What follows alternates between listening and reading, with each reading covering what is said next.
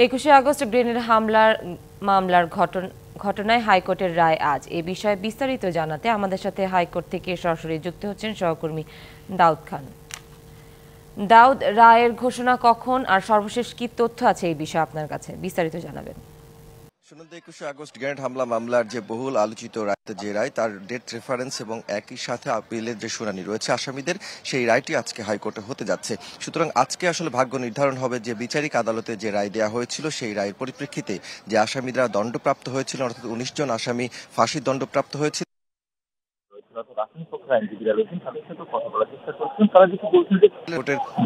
দ্বৈত বেঞ্চ অর্থাৎ বিচারপতি সৈয়দ এনায়েত হোসেন এবং বিচারপতি AK-M আসাদুজ্জামানের যে দ্বৈত হাইকোর্ট বেঞ্চ রয়েছে, সেখানে রায়টি ঘোষণা হবে এবং কিছুক্ষণের মধ্যেই হয়তো বা রায়টি ঘোষণার যে কার্যক্রম সেটি শুরু হবে বলে আমরা জানতে পেরেছি।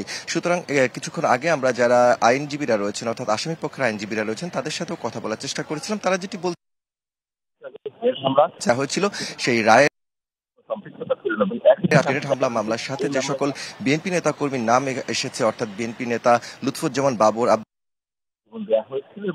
আদেশ দেওয়া হয়েছে, তারা ন্যায় বিচার পাবে এবং আপিল শুনানিতে তারা ন্যায় বিচার পাবেন বলে তারা আশা করছেন। এবং তারা বলছেন এই যে হামলাটি হয়েছিল 21শে আগস্ট গ্রেনেড হামলা, সেখানে আসলে এই নেতাকর্মীদের কোনো সম্পৃক্ততা ছিল না। এবং একই সাথে আপনি জানেন যে এই মামলায় যাবজ্জীবন রয়েছে বিএনপির যিনি সিনিয়র ভাইস চেয়ারম্যান রয়েছেন তারেক রহমান, তাকে কিন্তু যাবজ্জীবন দেওয়া হয়েছিল। এবং তার আইনজীবী, অর্থাৎ তিনি বিদেশে থাকলেও তার আইনজীবীরা রয়েছেন, তার আইনজীবীরাও বলছেন যে এই মামলায় একটি নজির সৃষ্টি করা হয়েছিল। অর্থাৎ প্রথম যে চার্জশিট তৈরি হয়েছিল সেই চার্জশিটে কিন্তু তারেক রহমানের নাম আসেনি, অর্থাৎ দ্বিতীয় চার্জশিটে তার নাম এসেছিল, যেটি এই উপমহাদেশে আসলে একটি বিরল ঘটনা বলে তার আইনজীবীরা জানিয়েছেন। এবং তারা আশা করছেন যে এই মামলায় তারা ন্যায় বিচার পাবেন এবং এই ঘটনার সাথে এখন পরে যেহেতু এই মামলাটির রায় ঘোষণা করা হবে, সেখানে আসলে বোঝা যাবে যে এই আপিল শুনানিতে বিচারিক আদালত যে রায় দিয়েছিলেন সেই রায়ের পরিপ্রেক্ষিতে হাইকোর্টের এই আপিল শুনানিতে কি রায় হচ্ছে। এবং দাউদ খান, ধন্যবাদ আপনাকে।